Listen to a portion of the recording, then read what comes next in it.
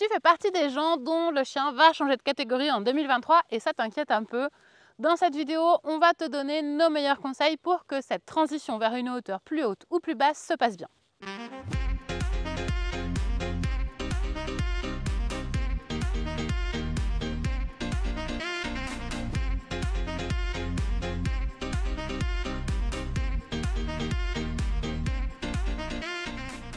Bonjour et bienvenue sur la chaîne de Planet Agility. Je suis Pauline et aujourd'hui, on va voir ensemble comment faire pour bien préparer ton chien à un changement de hauteur. En 2023, les catégories vont évoluer. Certains chiens vont sauter plus haut que ce qu'ils ne sautaient avant, d'autres chiens vont sauter plus bas. Et si tu ne prépares pas bien ton chien à cette nouvelle difficulté, tu risques de rencontrer des problèmes. Donc il est intéressant de bien prendre le temps de préparer ton chien avant que les concours reprennent en janvier avec ces nouvelles hauteurs pour que ça se passe bien quand tu vas attaquer la nouvelle saison. Avant de faire cette vidéo, on a fait passer un questionnaire sur nos réseaux où on a demandé aux gens s'ils changeaient de catégorie et quelles étaient leurs inquiétudes ou leurs questions. Donc grâce à toutes vos réponses, on a pu vous préparer cette vidéo pour vous rassurer et pour vous donner les clés. Donc je te propose qu'on y aille dès maintenant pour qu'on voit ensemble comment faire si ton chien change de catégorie. Il y a donc deux possibilités, soit ton chien va sauter plus haut, soit ton chien va sauter plus bas. On va commencer d'abord avec les chiens qui vont sauter plus haut. Quand ça va être le cas pour ton chien, il y a plusieurs choses qui vont changer. Déjà, le fait de sauter plus haut va lui demander un effort physique supplémentaire. Ça va être plus difficile, donc il va falloir qu'il s'adapte à ce nouvel effort. Également, l'aspect des sauts va changer. Les barres étaient à un certain niveau pour lui. Si ton chien, ça fait longtemps qu'il fait de l'agility, il s'est un peu mécanisé sur ça. Il a pris l'habitude de voir les barres à une certaine hauteur. Là, cette fois, les barres vont être plus hautes, donc l'aspect du saut va être différent pour lui. Il va donc falloir qu'il s'adapte à cette nouvelle hauteur de barre. Le fait de sauter plus haut va également modifier les foulées de ton chien, non seulement par rapport à l'obstacle, mais aussi entre les obstacles. Pour pouvoir prendre son appel, si la haie est plus haute, ton chien va devoir sauter d'un peu plus loin, et il atterrira également plus loin après l'obstacle.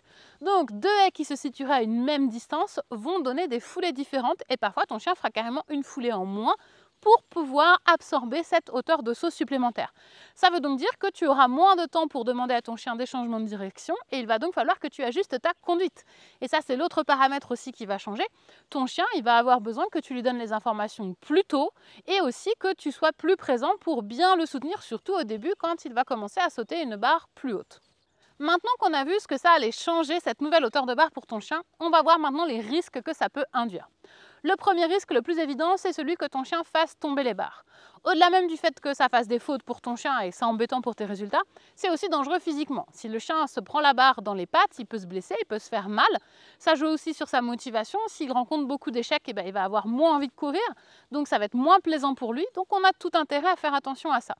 Les barres les plus difficiles vont être celles qui vont être notamment sur les auxerres, puisque ça va monter à la fois la hauteur et l'effort que ton chien va devoir faire pour sauter les deux barres. Et également les barres sur les écartes, parce que ce sont les barres les plus difficiles à négocier. Comme ton chien doit passer d'abord derrière le chandelier puis ressauter, ça va vraiment lui demander un gros effort pour réussir à ne pas taper la barre. Ce sont des situations qui ont de grandes chances de se produire, il faut donc que tu te prépares à ça. L'autre situation qu'on va pouvoir voir, c'est des chiens qui risquent de passer sous les barres. Ils n'ont tellement pas l'habitude de voir les barres à cette hauteur et que pour eux, ça risque d'être tellement facile de le faire qu'ils peuvent avoir dans l'idée de passer en dessous parce que ça sera plus simple pour eux que de venir sauter. Il est aussi possible que ton chien commence à piétiner devant les haies parce qu'il va être en recherche de son point d'appel. Les barres n'étant plus du tout à la même hauteur, il va chercher à analyser, à comprendre d'où il doit décoller et il risque de faire des petites foulées devant les haies. En faisant ça, il va perdre du temps, il va aussi avoir un saut qui sera moins beau, donc il risque encore de faire tomber la barre. Et c'est pas très agréable, encore une fois, pour la motivation de ton chien et pour son envie d'aller à fond. S'il doit réfléchir à chaque obstacle, comment négocier, c'est pas très fun pour lui et ça risque à long terme de venir entamer sa vitesse et son envie de faire l'agility. Au-delà des simples aides d'agility, ton chien pourrait aussi passer sous le pneu. Donc il faut bien prendre en compte tous les obstacles dans cette modification des hauteurs de saut. Le dernier risque auquel va être exposé ton chien avec cette différence de hauteur, ça va être la fatigue physique. Sauter plus haut, ça va demander plus d'efforts de réflexion et ça va demander aussi plus d'efforts physiques. Donc ton chien va devoir plus se donner, il va falloir qu'il soit prêt physiquement à le faire parce que si tu fais des parcours entiers régulièrement, ça va forcément être plus difficile pour ton chien. Voyons maintenant comment est-ce qu'on va faire pour aider ton chien à sauter plus haut sans risquer de se retrouver dans les situations que je viens de décrire. Une première chose que tu vas pouvoir faire, c'est retravailler tes exercices de technique de saut. Ce sont des exercices qui sont indispensables à ton chien, peu importe la hauteur à laquelle il va sauter, pour qu'il apprenne à bien négocier les haies et à bien comprendre le principe du point d'appel, de la foulée, de la réception, etc., etc. Dans ces exercices de technique de saut, il va falloir que tu montes la barre progressivement jusqu'à la hauteur que ton chien va sauter en concours. Donc on avait mis le tout premier exercice de technique de saut sur la chaîne YouTube. On te remettra le lien juste ici si tu vas aller voir la vidéo. Eh bien, tu peux tout à fait reprendre cet exercice en montant la barre au bon endroit jusqu'à ce que ton chien il maîtrise complètement cet exercice. En faisant ça, tu vas à la fois améliorer la compréhension de ton chien par rapport à cette nouvelle hauteur, il va pouvoir s'y habituer, mais aussi il va pouvoir physiquement se préparer à fournir cet effort supplémentaire. C'est à la fois un apprentissage technique, mais aussi une préparation physique. C'est donc très intéressant de le faire.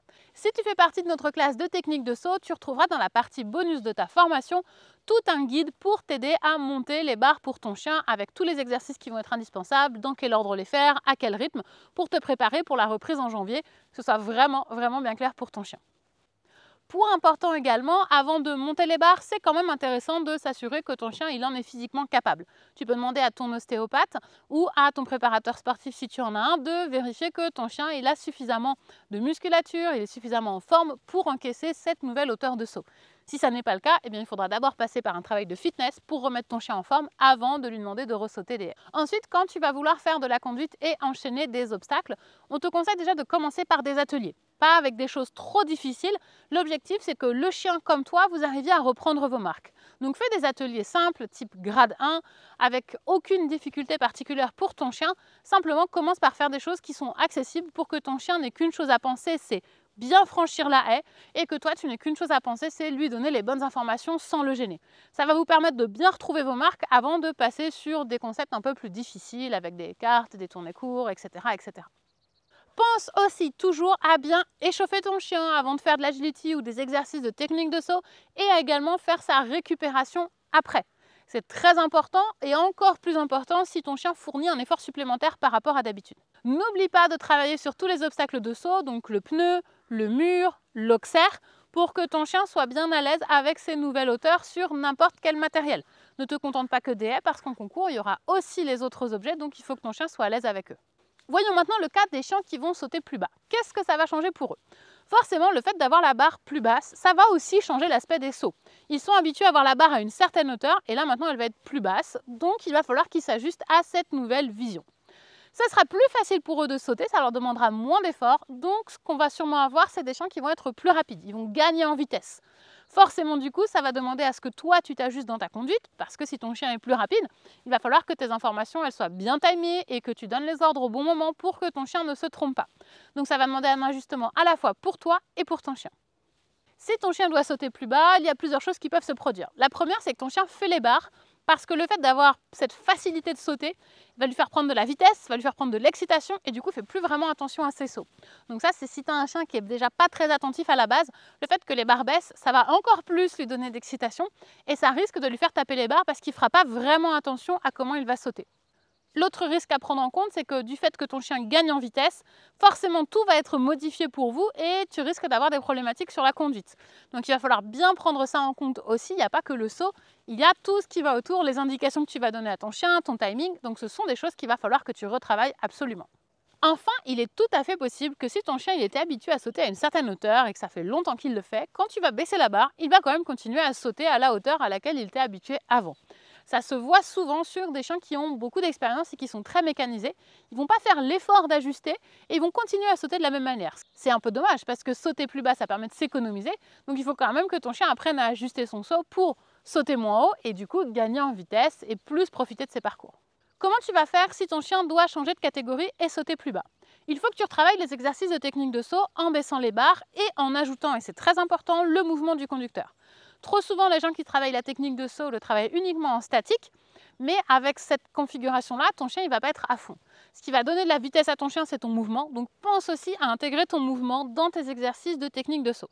Comme pour les chiens qui vont sauter plus haut, il va falloir que tu te réajustes à la conduite et au timing avec ton chien. Donc recommence par des ateliers simples où tu vas baisser la barre, où ton chien va pouvoir prendre ses marques et toi aussi, avant de partir sur des choses un petit peu plus compliquées, plus d'excitation, plus de vitesse, plus de technique.